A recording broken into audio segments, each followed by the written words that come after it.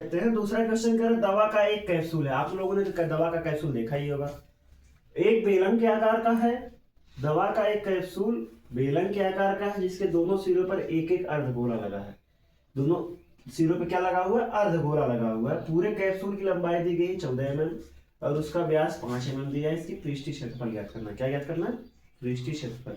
चलिए सबसे पहले हम फिगर बना लेते हैं कैप्सूल का। कैप्सूल तो आप लोगों ने देखा होगा। कैप्सूल आपका ऐसे ही होता है, बेलन के आकार का कह रहा है, बेलनाकार है और इसके दोनों सिरों पे ये सिरा है, एक सिरा ये है और एक सिरा ये है। दोनों सिरों पे क्या लगा? अर्धगोला लगा हुआ है। क्या लगा हुआ है? अर्धगोला हमने लगा दिया। ऐसे ही कैप्सूल होता ना। हाँ देखिए बेलनाकार है, कह रहा है कि एक बेलन के आकार का है जिसके दोनों सिरों पर एक अर्धगोला लगा हुआ है। एक एक अर्धगोला, हमने अर्धगोला भी लगा दिया। अब जो मान दिया हम लिख लेते हैं। कह रहे पूरे कैप्सूल की लंबाई, मतलब यहां से लेके यहां तक कैप्सूल की लंबाई क्या दी गई है? 14 mm दी गई है। 14 mm दी गई है। कह रहे उसका व्यास, व्यास का मतलब ये होता है, ये जो ये दूरी है यहां से यहां तक 5 mm दी गई है। क्या दी गई है? 5 mm। इसका भी व्यास सेम होगा 5 mm। जब व्यास 5 mm दी गई तो त्रिज्या इसकी आधी होती है व्यास की, तो त्रिज्या हमारी हो जाएगी 2.5। क्या हो जाएगी? 2.5 mm। ये हो जाएगी व्यास की आधी और ये भी 2.5 mm हो जाएगी। अब पूरी लंबाई तो 14 दी गई है। पूरी कैप्सूल की लंबाई 14 mm दी गई है और ये 2.5 है, ये 2.5 है, तो बेलन की लंबाई क्या हो जाएगी? 9 mm हो जाएगी। 2.5 2.5 5, टोटल में से ये भाग और ये भाग घटा देंगे तो यही ना भाग बचेगा। तो 2.5 ये है, 2.5 ये है, मतलब 5, टोटल 14। 14 में से 5 घटाएंगे 9 mm बचेगी। जो आपका बेलनाकार भाग है कैप्सूल में उसकी लंबाई क्या हुई? 9 mm है। चलिए सॉल्व करते हैं। पहले तो जो दिया हम उसको लिख लेते हैं। पहले तो लिख लीजिए अर्धगोले भाग का व्यास।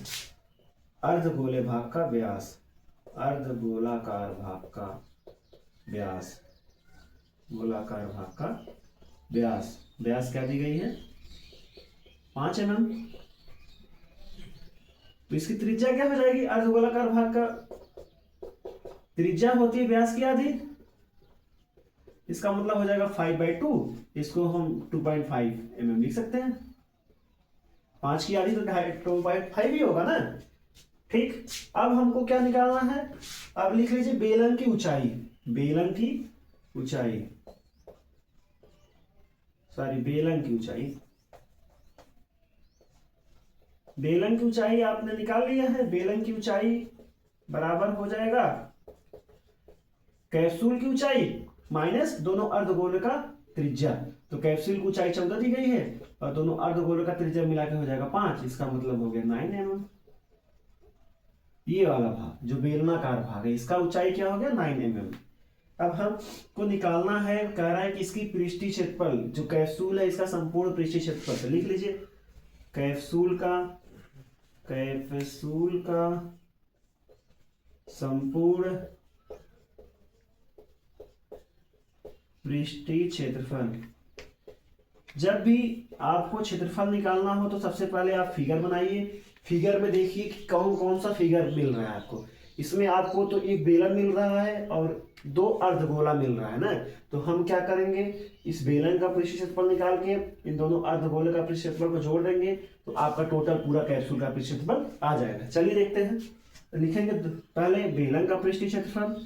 क्या लिखेंगे? बेलन का पृष्ठीय क्षेत्रफल, बेलन का पृष्ठीय क्षेत्रफल प्लस दोनों अर्धगोलों का, दोनों अर्धगोलों गोले का पृष्ठीय क्षेत्रफल, अर्धगोले का पृष्ठीय क्षेत्रफल। चलिए फार्मूला तो आप लोग को याद ही होगा। देखिए फार्मूला आप लोग याद कर लीजिए। बिना फार्मूला के सवाल नहीं लगा पाएंगे। आपको सवाल आता भी रहेगा लेकिन जब फार्मूला नहीं पता रहेगा तो आप कंफ्यूज हो जाएंगे। फार्मूला इसका क्या होता है, बेलन का क्या होता है, अर्धगोले का क्या होता है, तो फिर आप लोग सवाल कैसे लगाएंगे। चलिए बेलन का फार्मूला होता है 2πRh। क्या होता है? 2πRh। और अर्धगोले का होता है 1 का, यहाँ पे 2 दिया है इसका मतलब 2 गुणे, और अर्धगोले का पृष्ठीय क्षेत्रफल होता है 2πr²। क्या होता है? 2πr²। पहले तो देखिए जब भी दोनों की त्रिज्याएं सेम सेम दी गई है तो हम सबसे पहले इसमें क्या करते हैं, कॉमन करते हैं। क्या करते हैं? कॉमन। जो दोनों देखिए यहाँ पे 2 पाई यहाँ पे भी है, 2 पाई यहाँ पे भी है, आर यहाँ पे भी है, आर यहाँ पे भी है ना। तो हम क्या करेंगे, 2 पाई आर कॉमन कर लेंगे। कॉमन करने से हमको कैलकुलेशन में आसानी होती है। चलिए 2 पाई आर हमने कॉमन कर लिया। यहाँ पे बचा मेरा एच, यहाँ पे आपका बचेगा देखिए 1 2 यहाँ पे है, 2 पाई तो कॉमन किया, एक आर कॉमन किया, एक आर यहाँ पे बचेगा। ठीक, अब मान वैल्यू रखते हैं। 2 गुणे पाई का मान होता है 22/7। पाई का मान क्या होता है? 22/7।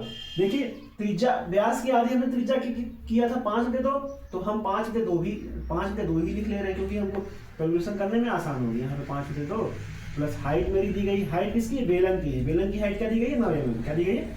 9 प्लस 2 गुणे 5/2। ठीक, देखिए 2 2 से कैंसिल हो जाएगा, यहाँ पे 2 2 से कैंसिल हो गया। अब चलिए लगाते हैं। 22 में 5 का जब गुणा करेंगे तो आएगा 110। क्या आएगा? 110/7।